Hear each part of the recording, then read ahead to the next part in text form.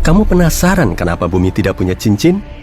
Raksasa gas Jupiter, Saturnus, Uranus, dan Neptunus punya cincin, tapi planet berbatu Merkurius, Venus, Bumi, dan Mars tidak punya. Dua teori menjelaskan kemungkinan terbentuknya sistem cincin. Teori pertama mengatakan cincin mungkin terbentuk dari sisa-sisa saat planet itu terbentuk. Atau teori kedua mengatakan cincin mungkin saja sisa satelit yang hancur dalam tabrakan atau pecah karena tarikan gravitasi planet induknya. Ilmuwan belum tahu kenapa raksasa gas punya cincin, tapi mereka pikir itu mungkin karena planet ini terbentuk di luar tata surya. Planet berbatu terbentuk di area dalam tata surya kita. Itu sebabnya planet berbatu lebih terlindungi dari kemungkinan benturan dan tabrakan yang bisa membentuk cincin di sekeliling planet. Atau alasannya karena planet lebih besar memiliki volume lebih besar, yang memungkinkan sistem cincin tetap stabil. Beberapa ilmuwan berpikir planet kita memang punya cincin dulu sekali. Di tahap awalnya, objek seukuran Mars menabrak bumi dan menimbulkan cincin puing yang padat. Tapi sistem cincinnya menyatu tak lama kemudian, dan seperti itulah bulan terbentuk. Lebih dari 10 tahun lalu, pada tahun 2011, astronom menemukan awan uap air besar sekitar 12 miliar tahun cahaya jaraknya dari bumi. Awan ini adalah sumber air tertua yang kita tahu. Saat itu, alam semesta baru berumur 1,6 miliar tahun. Sekarang, umurnya adalah 13,8 miliar tahun. Awan unik ini juga sumber air terbesar yang kita tahu. Awan ini menampung 140 triliun kali jumlah air di samudera bumi. Luar biasa. Kerennya, awan uap air ini semacam menyuapi lubang hitam. Awan ini mungkin mengandung cukup gas, seperti karbon monoksida, untuk membantu lubang hitam tumbuh 6 kali lebih besar daripada sekarang. Kita semua tahu bumi memiliki satu satelit alami, tapi ada dua lagi asteroid 3753 Carina AA29-2002 yang terkunci ke dalam orbit ko-orbit dengan planet kita. Yang pertama tidak benar-benar mengelilingi bumi, tapi memiliki semacam orbit serempak dengan bumi. Itu sebabnya kelihatannya asteroid ini mengikuti bumi dalam orbit stabil, padahal asteroid ini memiliki jalur sendiri mengelilingi matahari. Satu lagi, AA29-2002 mengikuti orbit tapal kuda yang mengelilingi planet kita. Jalur spesifiknya membawa asteroid ini lebih dekat pada kita setiap 95 tahun. Kamu kira Neptunus adalah tempat yang sangat dingin dan gelap? Bagaimanapun juga, itu adalah raksasa es yang jaraknya 4,5 miliar kilometer dari matahari. Di sana tidak ada banyak cahaya matahari, jadi siang di Neptunus sama seperti senja di planet kita. Tapi raksasa es ini ternyata menciptakan panasnya sendiri. Lebih jelasnya, 2,6 kali lebih panas dari yang kita dapat dari matahari. Ini mungkin ada hubungannya dengan semua tekanan di dekat inti planet. Ini membangun dan melepaskan hidrogen yang membuat pusat Neptunus memiliki suhu 5150 derajat Celcius. Tapi atmosfernya masih cukup dingin, sekitar minus 150 sampai minus 200 derajat Celcius. Bentuk apa yang kamu pikirkan saat seseorang menyebutkan badai? Mungkin hurikan oval panjang dan tornado kerucut, tapi itu yang kita lihat di bumi. Di kutub utara Saturnus, badai telah berlangsung setidaknya 40 tahun terakhir, dan bentuknya segi 6. Bentuk seaneh itu mungkin ada hubungannya dengan gas turbulen Saturnus, atau mungkin bahkan dengan zonal jet yang membentang berkilo-kilometer ke wilayah bertekanan tinggi. Kamu penasaran kenapa planet tidak berkelip seperti bintang? Kalau kamu ada di luar angkasa, kamu tidak akan melihat bintang berkelip sama sekali. Kita melihat bintang berkelip karena atmosfer bumi. Cahaya berukuran kecil dari bintang menabrak atmosfer. Lalu, atmosfer membiaskan cahaya itu sehingga membuat cahayanya bergerak cepat dalam bentuk zigzag. Itu yang kita lihat sebagai kelap-kelip. Planet terlihat jauh lebih besar bagi kita daripada sekadar titik-titik. Dan ya, cahaya planet juga berliku setelah menabrak atmosfer. Tapi gerakan ini saling menghilangkan, sehingga kita tidak melihatnya berkelip, tapi hanya kilau stabil. Di beberapa wilayah, kamu bisa melihat perubahan suhu yang besar, misalnya di Montana. Dalam satu hari, suhunya bisa naik dari minus 48 derajat menjadi 7 derajat Celcius. Kelihatannya banyak, tapi itu tak seberapa dibandingkan Merkurius yang suhunya cenderung beragam, sampai 540 derajat Celcius. Pada malam hari, suhunya minus 170 derajat. dan akhirnya naik mencapai 430 derajat Celcius pada siang hari. Bayangkan pakaian yang harus kamu siapkan untuk berkunjung 24 jam ke Merkurius. Kenapa atmosfer bumi tidak hilang keluar angkasa? Meskipun kita tidak bisa melihatnya, molekul gas dan uap air yang membentuk atmosfer kita memiliki massa. Dengan demikian, semua molekul ini merasakan tarikan gravitasi bumi, seperti kita. Molekul ini memang bisa lepas jika punya cukup energi.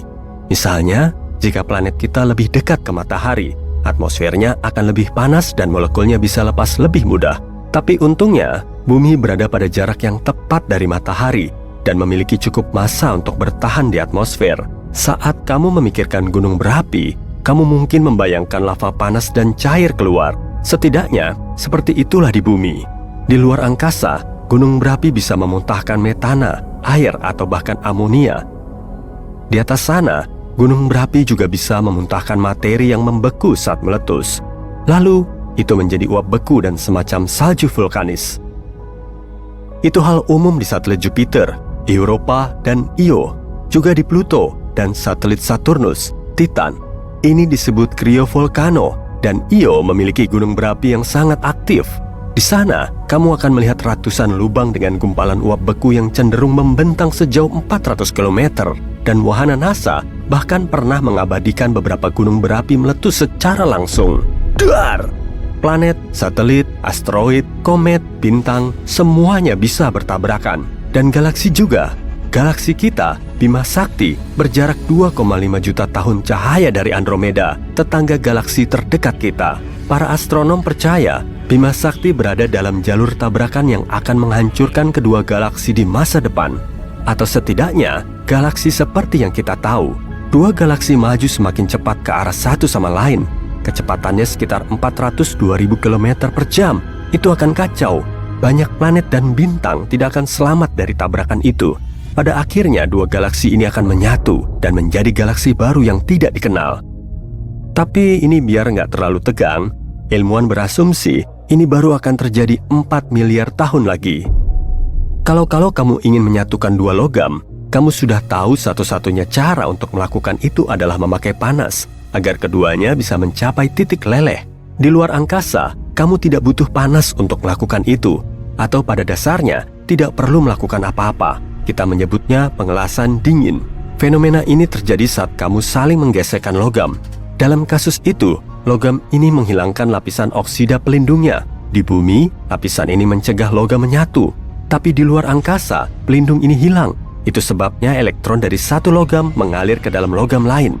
Dan ini hasilnya, ini tanpa usaha. Dulu, ilmuwan percaya bahwa bumi adalah satu-satunya planet di tata surya yang memiliki aktivitas tektonik aktif. Aktif secara tektonis berarti lempeng di bawah kerak bergerak. Proses ini melepaskan panas yang kemudian merusak bentuk permukaan bumi dan menyebabkannya mengecil. Tapi sekarang kita tahu ini terjadi di planet lain juga. Merkurius juga mengecil. Dan ilmuwan mengetahuinya pada tahun 2016 saat pesawat luar angkasa Messenger mengorbit planet ini dan mengirimkan beberapa data penting. Data ini mengungkap ada bentang alam seperti tebing yang dikenal sebagai lereng besar di permukaan Merkurius. Karena relatif kecil, bentang alam ini belum lama terbentuk. Artinya, Merkurius masih berkontraksi, bahkan 4,5 miliar tahun setelah tata surya terbentuk. Bintik merah raksasa Jupiter juga mengecil. Itu adalah badai besar yang mengamuk di permukaan Jupiter. Warnanya kemerahan, bentuknya agak oval, dan lebarnya lebih dari 16.000 km. Yup, itu cukup besar untuk menelan bumi. Dan sekarang, itu perlahan tapi pasti mengecil selama beberapa abad. Bintik merah raksasa adalah salah satu dari banyak badai bertekanan tinggi yang terjadi di Jupiter karena gas yang ada di sana. Sesuatu yang membuat Jupiter dikategorikan sebagai raksasa gas. Tapi hanya karena mengecil, bukan berarti bintik merah raksasa akan hilang dalam waktu dekat. Badai ini bahkan bertambah tinggi.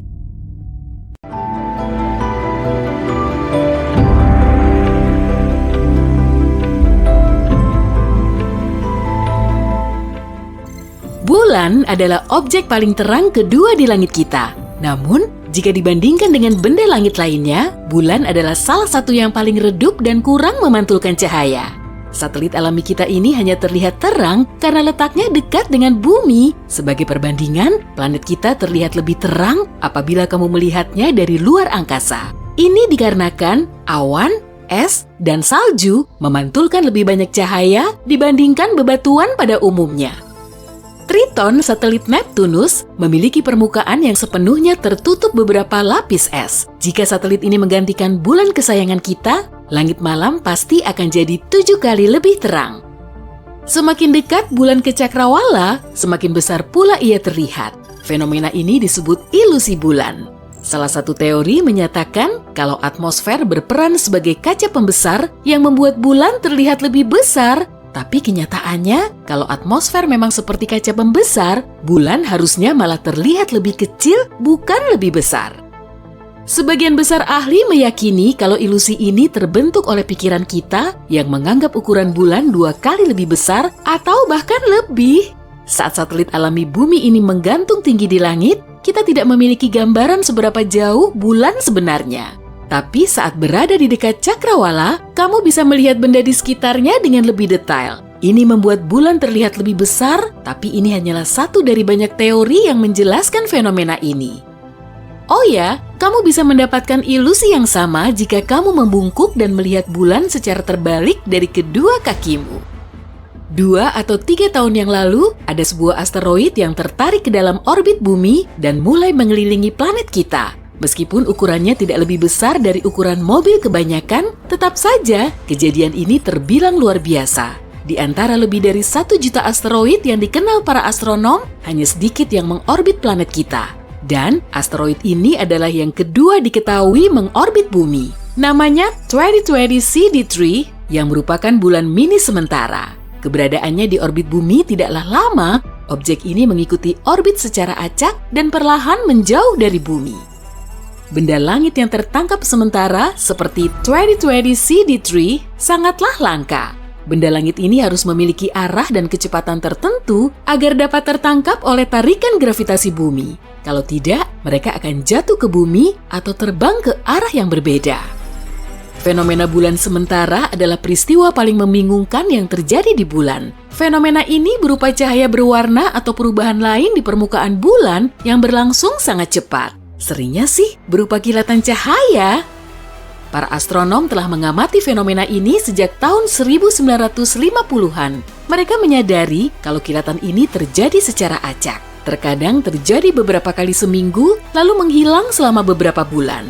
Seringnya, kejadian ini tidak berlangsung lebih dari beberapa menit, tapi ada juga yang bertahan hingga berjam-jam. Saat itu, di tahun 1969, satu hari sebelum Apollo 11 mendarat di bulan, salah satu peserta misi ini menyadari kalau satu bagian di bulan lebih terang dibandingkan lingkungan sekitarnya. Terlihat seolah area itu memiliki sejenis zat fluoresens. Sayangnya, masih belum jelas apakah fenomena ini terkait dengan kilatan bulan yang misterius atau tidak. Ada kemungkinan terdapat lebih banyak logam di kawah bulan, misalnya titanium atau besi, daripada yang diketahui para astronom. Lalu apa masalahnya? Hal ini bertolak belakang dengan teori utama terbentuknya bulan. Teori tersebut mengatakan kalau satelit ini berputar menjauh dari planet kita setelah bertabrakan dengan objek luar angkasa yang berukuran sangat besar. Tapi kenapa kerak bumi dengan sedikit kandungan logam hanya mempunyai jauh lebih sedikit oksida besi dibandingkan kerak bulan? Bisa jadi ini karena bulan terbentuk dari material yang berada jauh di dalam planet kita. Atau logam-logam ini muncul saat permukaan bulan mendidih dan perlahan mendingin. Gravitasi bulan hanya sekitar 17% dari gravitasi bumi. Kalau beratmu 90 kg di planet kita, di bulan, beratmu akan berkurang jadi 15 kg saja. Kamu juga akan bisa mengangkut benda 6 kali lebih berat dibanding yang bisa kamu angkut di bumi. Akan lebih mudah berjalan di permukaan bulan, tapi juga akan jauh lebih berbahaya. Kakimu yang berada di dalam baju luar angkasa yang berat akan terbenam pada tanah bulan hingga sedalam 15 cm. Tapi coba bayangkan, kamu mencoba untuk menggantikan proses berjalan yang membosankan ini dengan melompat di udara. Maka, dalam sekejap kamu akan kehilangan kendali. Apalagi permukaan bulan dipenuhi dengan lubang-lubang yang dalam, akan sulit sekali untuk menghindarinya.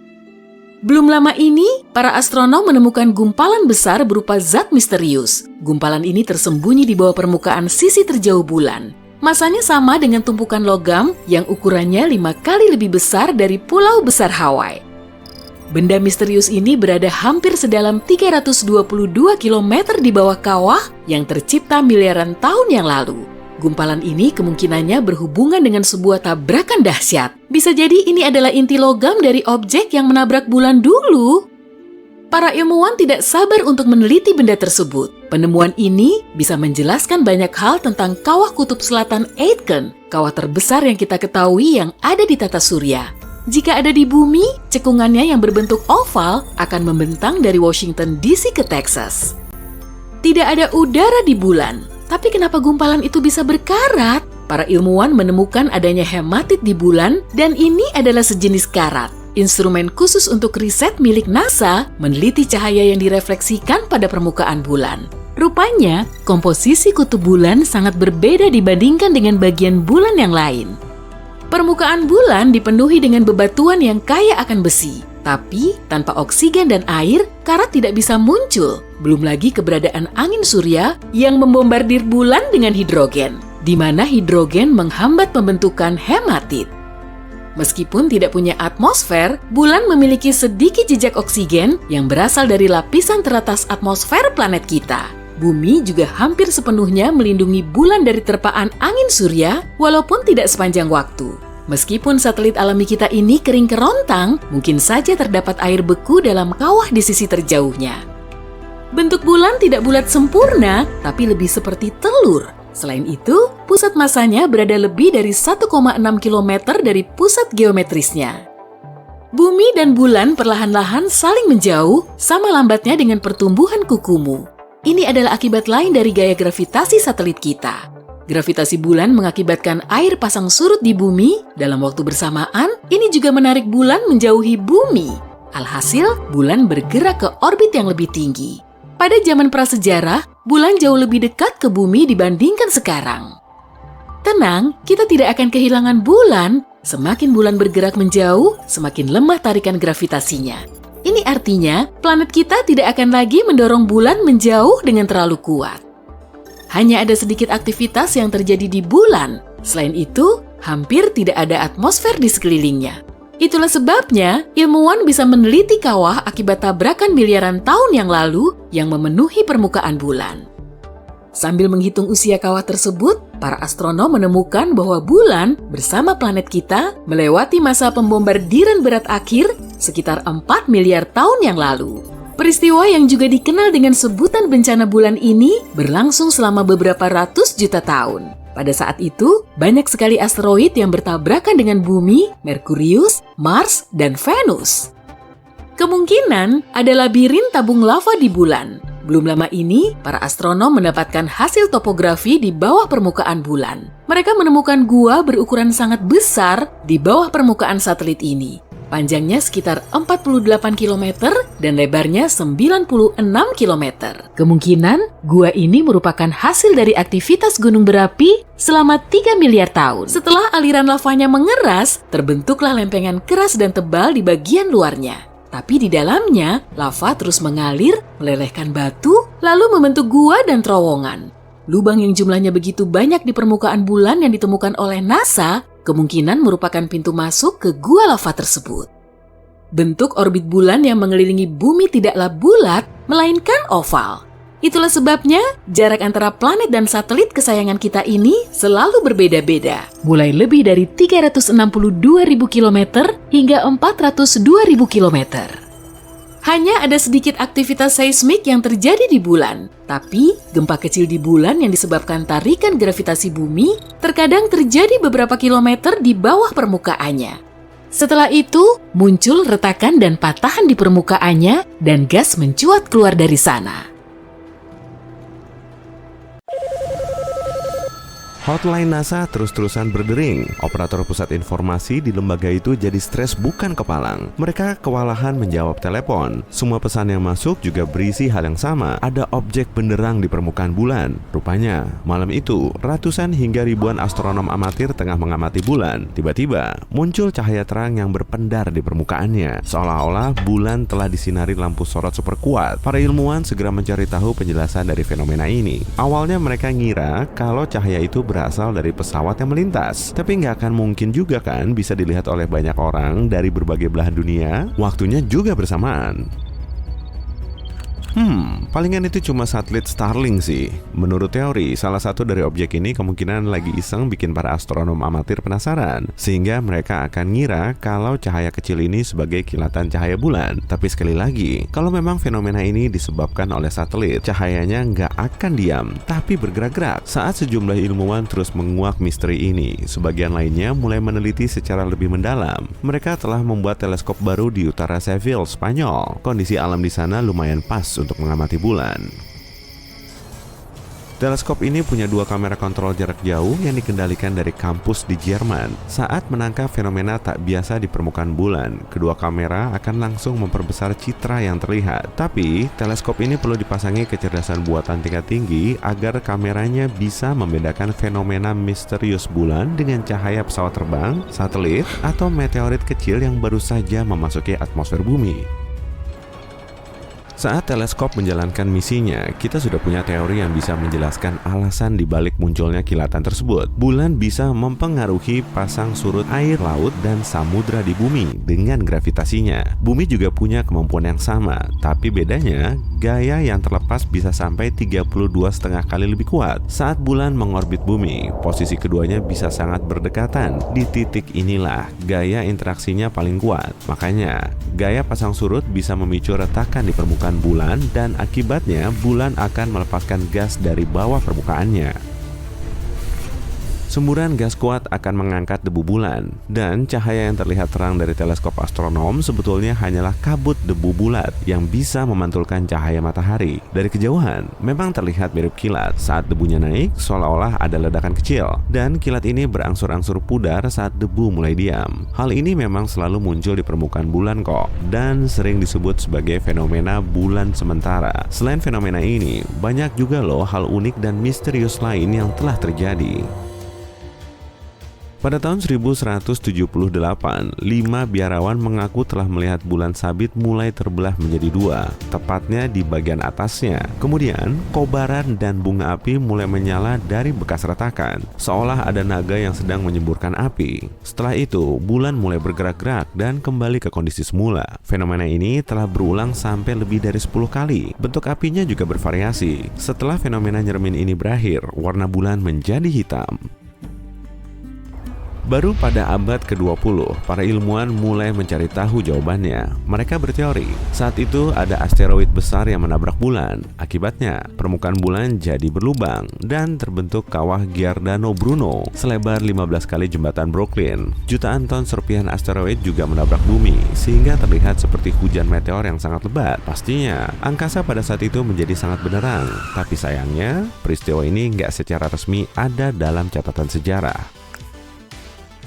Fenomena yang teramati oleh para biksu ini terkesan meragukan ya. Mungkin mereka memang melihat asteroid jatuh, hanya saja jatuhnya di bumi. Kemudian mereka menganggapnya sebagai cahaya menakutkan yang terlihat dari bulan. Atau bisa juga mereka cuma melihat bayangan sih. Yang jelas, nggak ada saksi yang bisa mengonfirmasi kejadian ini.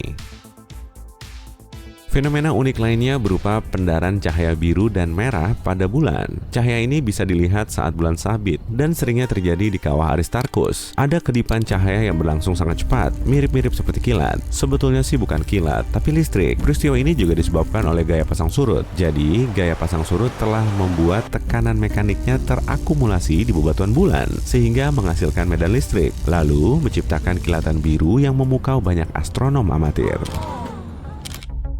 Di bulan juga ada ledakan bintang. Peristiwa ini bisa disebabkan oleh meteorit yang jatuh ke permukaannya. Karena bulan nggak punya atmosfer, asteroid yang jatuh nggak bisa terbakar. Padahal bobotnya sangat berat dan lesatannya sangat cepat. Nah, saat objek luar angkasa ini menabrak bulan, terjadilah ledakan. Dari bumi, kita melihatnya sebagai ledakan bintang. Malahan, pada tanggal 13 Mei 1972, terjadi tumbukan meteorit setara dengan ledakan 1000 ton TNT di dekat tempat Apollo 14 mendarat. Kalau manusia hidup jauh lebih awal, kita mungkin telah menyaksikan kilatan terang yang terus-terusan muncul di permukaan bulan. Semua kawahnya terbentuk oleh hantaman meteor serupa. Udah kayak kembang api yang menyala bertahun-tahun lalu kan? Sebagian meteorit juga bermanfaat karena mengandung air.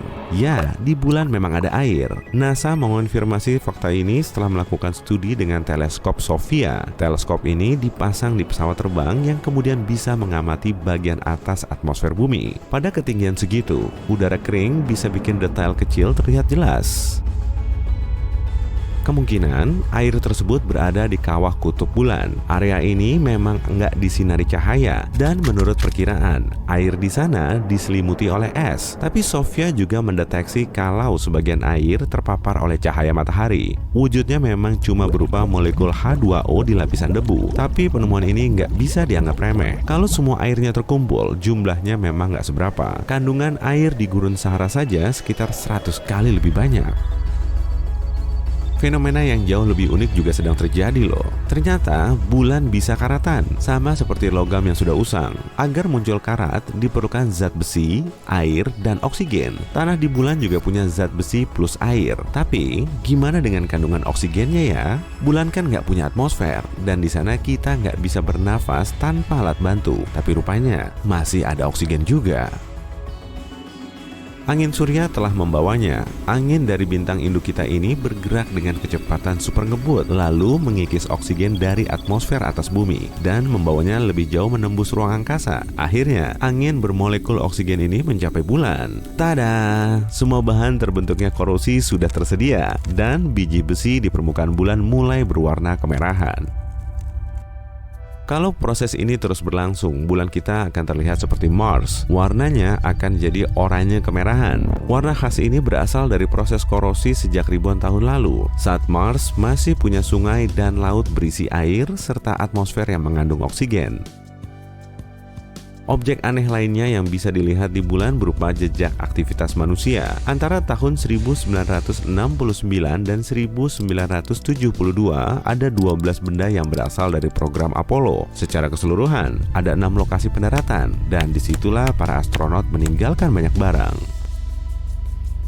Selain beberapa satelit dan pesawat ruang angkasa yang jatuh atau mendarat di bulan, ada rover, sejumlah bendera Amerika Serikat, foto keluarga milik salah satu astronot, dan 3 bola golf. 2 orang pertama yang berada di bulan meninggalkan setumpuk barang. Sebelum kembali ke bumi, mereka membawa banyak contoh tanah dan bebatuan, dan untuk membawanya, mereka harus menyingkirkan semua barang yang tidak diperlukan di modul lunar, kamera TV, alat pengumpul sampel, peralatan sains, bahkan sandaran tangan dari kursi. Para astronot berdiri di luar modul lunar selama 8 menit penuh untuk membuang segunung barang yang tidak diperlukan. Kalau kamu mengumpulkan dan menimbang semua barang ini, beratnya bisa mencapai 199 ton, setara dengan berat 3 lapis tank baja atau 3 pesawat penumpang besar. Aneh tapi nyata.